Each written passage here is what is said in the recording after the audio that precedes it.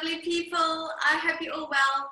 I thought I'd just share a recipe with you that's really popular in our team in dōTERRA.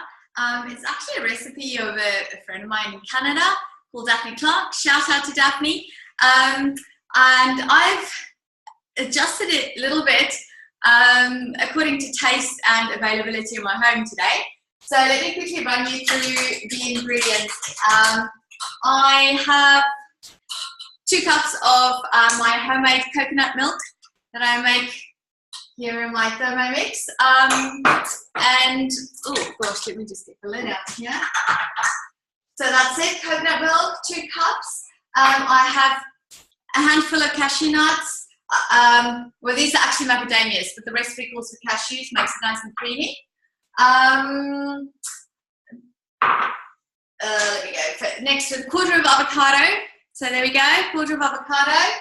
And to sweeten, some dates. The recipe calls for 5 dates, jewel dates. I'll use 3. And remember to take the pips out of these, guys, the stones. I always love to put a handful of greens in all of my smoothies. So I've just got some spinach here. And then a tablespoon, I've got a nice big heaped tablespoon of raw cacao. And of course then peppermint oil, which makes it fantastic. It's a lovely choc mint smoothie. It's supposed to get 5 blocks of ice, but I've been caught like this before. My 9-year-old uses up all the ice in the house without refilling and without telling me. So this is the second time I've come to do this recipe and found that there's no ice. But luckily I have frozen watermelon in the freezer, and that just gives it that little bit extra sweetness. Probably why I've got less dates in here as well. But they're frozen, it's gonna make it nice and cold. Tastes like a milkshake, which is delicious. But normally it would take about 5 cubes of ice to go in there. Okay, so I'm just gonna pop the ingredients in there. Let's see. Got 2 cups worth. Right, in with the nuts, in with the avocado, in with the cacao, in with the beautiful watermelon frozen instead of ice, in with my greens, and then really remember to take the stones out of your medjool dates. Otherwise you might just do a little bit of damage to your blender. I'm sure the Thermomix would probably cope with it, but it won't taste very nice actually. So here we go, got those guys in, and now the peppermint oil is very strong. Be careful when you do it for the first time. Maybe just try it with 1 drop first, you know, according to taste. I love to put a couple of drops in. Boom, boom. Now some of these oils are, they really, I mean, 1 drop of peppermint oil is equivalent to 28 cups of peppermint tea. So really, guys, be careful with some of the other oils, like say oregano or cinnamon, or some of the other oils, or cardamom, very strong. Just use a toothpick when you do your cooking, you know, and you know, dip the toothpick into the oil and then flavor your food with that, and you know, then adjust according to taste. Because trust me, I have the first time I tried oregano in my food, I put 3 drops of oregano on potatoes I made for my little girls, and we had to throw those in the bin. It was just really too strong. It was not very nice. So there we go.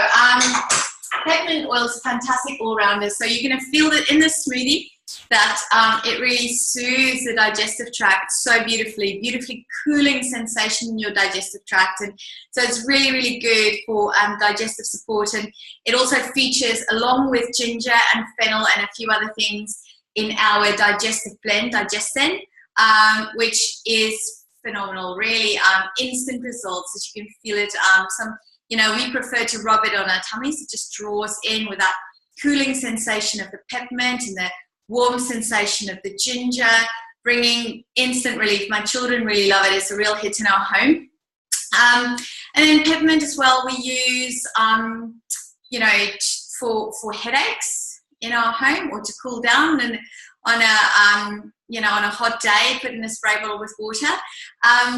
Also here in the kitchen, I've got my my tea tree and peppermint spray. I've just put it in there in a bottle of water with about, I like it nice and strong, so I'll put 20 drops each in, but I think 10 to 15 drops would do absolutely fine of peppermint and tea tree. I use this for a couple of things. Cockroaches hate tea tree, don't like peppermint. Spiders don't like peppermint. And ants hate peppermint as well. So absolutely brilliant for, you know, spraying around the kitchen. And if it lands on the food, no drama. All these oils are ingestible. They're therapeutic grade. You know, they're so good for you when you ingest them anyway. So how amazing to clean your home with items, you know, that you can ingest and nothing's going to happen. I also love to use this spray just to clean up my little girls' school lunch satchels when they get a bit smelly. They love to do this as well. And no chemicals going in there. So it disinfects and it freshens it up, smells really nicely. So that's amazing.